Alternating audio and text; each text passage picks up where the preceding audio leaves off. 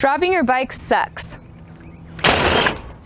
Luckily, the folks over at Team Arizona Motorcyclist Training Centers can show us newbies how to master low-speed maneuvering.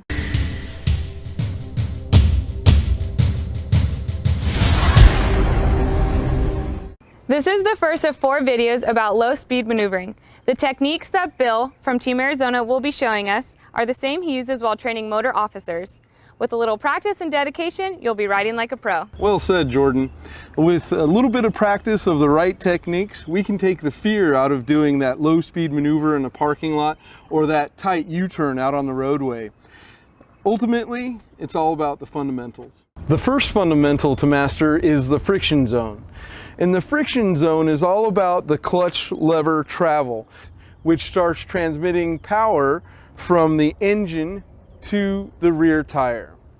The amount or percentage of power that we send to the rear tire depends upon us. So it could be 10%, 20%, or 50%. It requires practice to determine what the bike wants when it wants it, and the best way to practice is in a straight line. For mastering the friction zone, we jump right into the clutch control lane. It's a 40-foot long, 2-foot wide lane where we practice engaging our friction zone. What we do is we elevate our RPMs and we partially engage our clutch with our clutch lever travel. We try to spend about 6 to 8 seconds in that clutch control lane. Unlike a car, it's okay to slip that clutch. We do have a warning when performing this exercise. Because we're slipping our clutch, it causes a lot of heat to generate. And to avoid burning up our clutch, we'll want to take breaks while we're performing this exercise. So do the clutch control lane several times and then take a break or go do some other riding before coming back to the clutch control lane. Well, that seems easy enough. So Bill, am I ready to be a motorcycle cop? Well, not quite yet, Jordan. Mastering the friction zone in a straight line is important and a critical skill. But next we got to find out, can we keep that friction zone throttle control when we're turning the handlebars? Let's find out. So as part of mastering the friction zone, we'll want to put ourselves into situations where we have to repeatedly turn the handlebars while maintaining a consistent clutch throttle relationship. For that, we use an offset weave. The offset weave is a great place for us to find out how good we're doing with our clutch throttle relationship. If we're experiencing dramatic increases or decreases in the RPMs, then we know we've got plenty of work left to do in managing that clutch throttle relationship. And we'll want to challenge ourselves. As we improve, we'll want to perform the weave faster and faster, of course, without hitting any cones. Well, that doesn't seem very tough. Well, tough, no, but it's often a fundamental most riders miss. Managing that friction zone is critical to our success. It's like building a house. If you don't have a strong foundation, that house will come crashing down. And no one wants to crash their motorcycle. Nope. And that's what we do here at Team Arizona. We build strong foundations for a lifetime of excellent riding.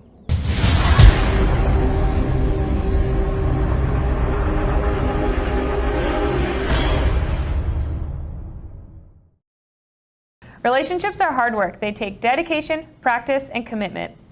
Something that Bill here knows nothing about.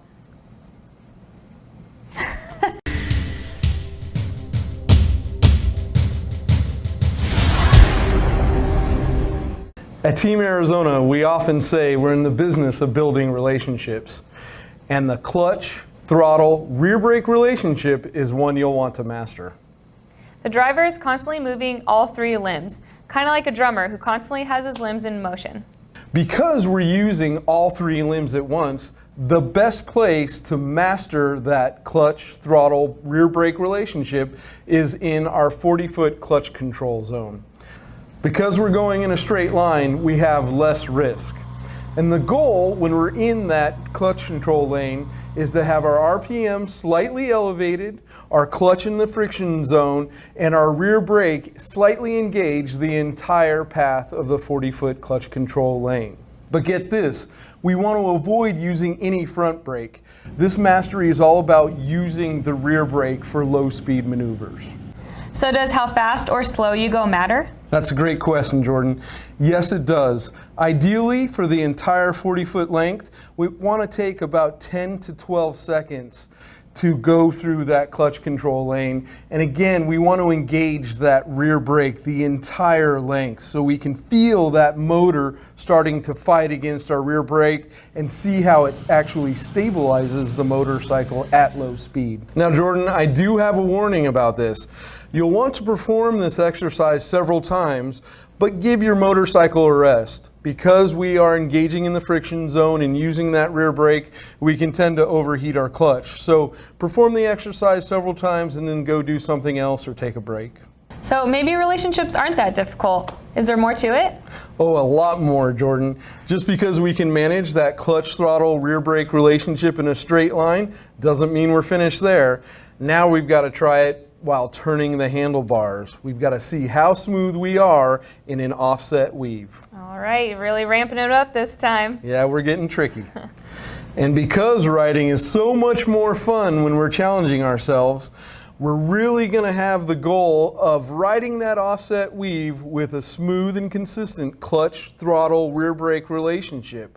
If we experience any dramatic raises in RPMs, or if we experience any dramatic pushes on the rear brake to cause the bike to lurch around, then we've got more to practice. And boy, that's the fun part to motorcycling, when we get to practice.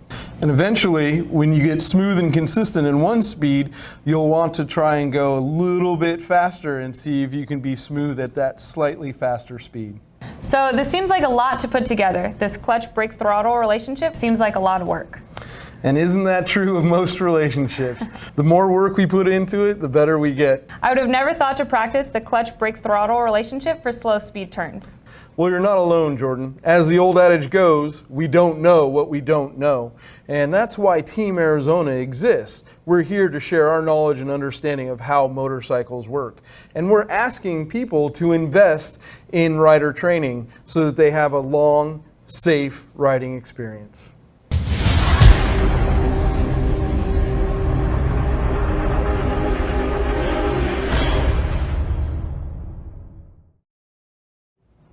The way you position yourself on a motorcycle matters, especially when doing low speed turns. Bill here is going to explain counterweighting and how some of us have to do a lot less work than others.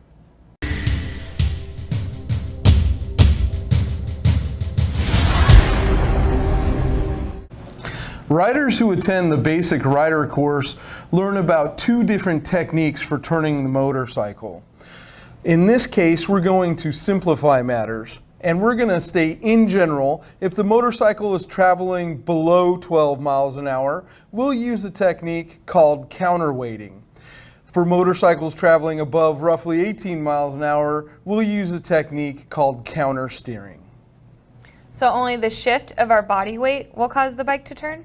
That's a good question, Jordan. For our low-speed maneuvers, we're going to focus on turning the handlebars in the direction that we want to go. Okay, Jordan, so if we're going to do a tight U-turn, we'd have to turn the handlebars in the direction we're going. So where does counterweighting come in? Great question. If we're going to need to turn tighter, leaning the motorcycle will help us turn tighter. Okay. But if we lean the bike over, what might the bike want to do? Fall over. Right, so we have to counter its weight with our weight in a technique called counterweighting. Got it. In another example, if I were to take your hand and start falling in this direction, what would you do to prevent me from falling? Counter your weight with my weight. Exactly right. And that's what we're doing with the motorcycle to make sure we're stable at low speeds. So for counterweighting, how do I seat myself on the motorcycle?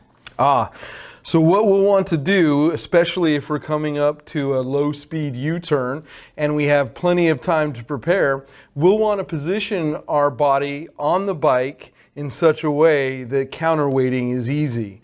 And the way we do that is you'll want to rotate your hips. You'll keep your chest tall so that you can look back behind you in the direction that you're going, and your knee and outside foot will be pressed against the bike. So this feels awkward initially. Yeah, like with most skills, it's going to take some practice getting used to that feeling. And the way we recommend practicing is to start by doing large circles, 50, 60-foot circles necessary, and progressively we'll want to get them tighter and tighter and tighter. We should be practicing that counterweight where the bike is leaning beneath us and feeling where the balance between the motorcycle and ourselves lies. And don't forget, when we're practicing, we'll want to do left turns and right turns and bring forward what we learned earlier with that clutch, rear brake, throttle relationship. So are we ready to take our new skills to the street? We're getting closer, Jordan. Now we've got to make one more comment about tight turns. If we have a situation where we're doing multiple turns and it requires transitions going left to right repeatedly, then we're not going to be able to do the full counterweight. We'll just keep our upper body tall and we'll let the bike lean beneath us. Okay, so like motor cops in their competitions? Exactly right. You'll notice in their exercises they may have to go left to right really quickly and they'll just keep their upper body tall as they perform the transitions in those cones. Got it. So let me guess, back to the weaves?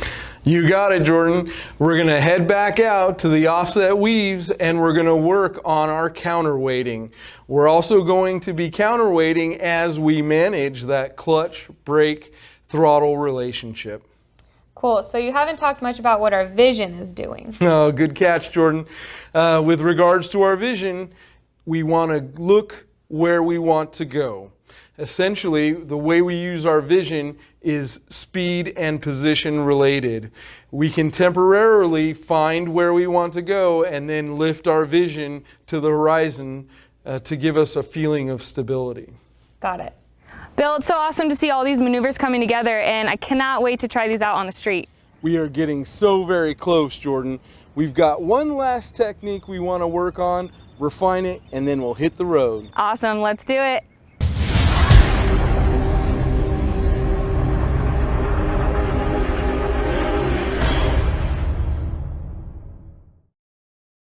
All right, Bill, so what's the last golden nugget you want to share about slow speed maneuvering? Well, it's a technique that we call teardropping.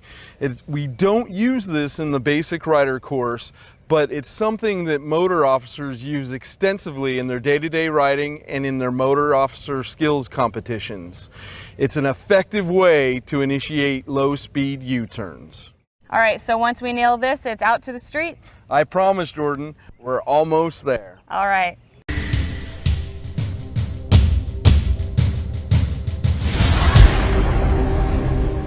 So I want to define teardropping. For low-speed maneuvering, it's essentially 2 consecutive turns. We initiate a turn of the handlebars away from the direction we want to go, and then we turn the handlebars into the turn in the direction that we want to go. So if we want to go left, first we turn right? Exactly. By turning in the opposite direction and then back into the turn, we destabilize the motorcycle. It gets the bike onto the edge of the tires so that the motorcycle can turn easier. Okay, what's the best way to practice that? The best way is in a private closed course area. You'll want to practice where there are no other vehicles around. You'll want to have lots of room and understand when we do turns, we're trying to get between 15 to 30 feet in our turns. Okay. The reason for that is the roads are often 9 to 15 feet wide. If we can make a turn within 30 feet, then we can make a turn on the street. Preferably though, we want to give ourselves room, so we'll want to get that turn down to about 24 feet, 20 if we can. Okay. All right, Bill, that makes perfect sense. So if we can do a 24-foot U-turn in a parking lot, we can do it on the street? That's exactly right. And you'll want to practice in a closed course because we're putting all the skills we've learned together. That includes our clutch, throttle, rear brake relationship, our counterweighting, and our teardropping. We'll want to have that skill put all together nice and tight before we start mixing it up in traffic. All right, so are we ready to try this on the street? Yep, we're ready to go. Let's do it. Notice how the rider is setting up on the outside, not all the way, giving him enough room so that he can teardrop for the turn. Notice how early he's established the clutch, throttle, rear brake relationship. Watch as he counterweights before he initiates the turn, turns his head, turns the handlebars, and away he goes to make that tight U-turn on the roadway. So I bet this comes in handy in parking lots too. Absolutely. You can be in a parking garage or you can be in a Target parking lot, and it works all the same. So we've come a long way since our first video on friction zone, and there is a lot to get right. You're right, Jordan. There is a lot to get right, but Team Arizona is here to help you become the best possible rider.